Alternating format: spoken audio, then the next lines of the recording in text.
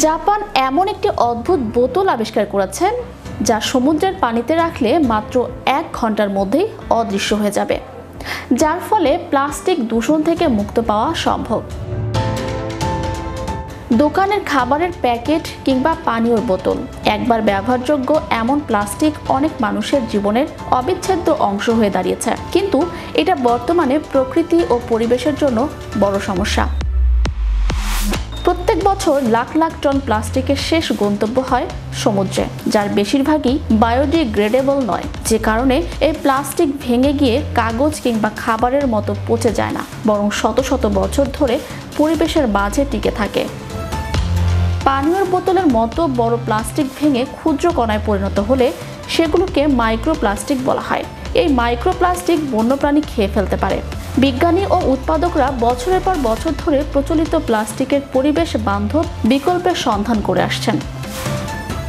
এবার জাপানের একদল গবেষক বলেছেন তারা এমন এক ধরনের প্লাস্টিক তৈরি করেছেন যা একেবারে সমুদ্রে মিশে যাবে।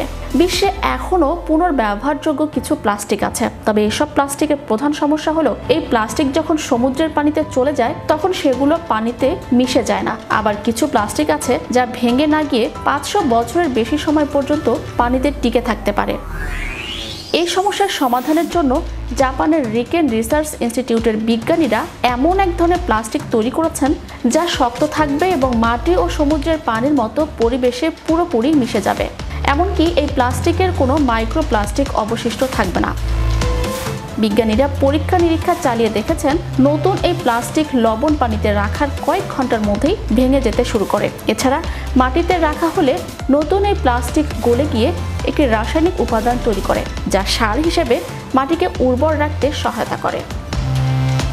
জাপানি এই গবেষণার নেতৃত্ব দিয়েছেন বিজ্ঞানী তাকুজো আইদা। তিনি বলেছেন, নতুন এই উপাদান দিয়ে আমরা প্লাস্টিকের নতুন একটি পরিবার বানিয়েছি যা শক্তিশালী, স্থিতিশীল, পুনর্ব্যবহারযোগ্য। বহুমুখী কাজে ব্যবহারের উপযোগী এই প্লাস্টিকের গুরুত্বপূর্ণ বিষয় হলো এটি কোনো ধরনের মাইক্রোপ্লাস্টিক তৈরি করে না।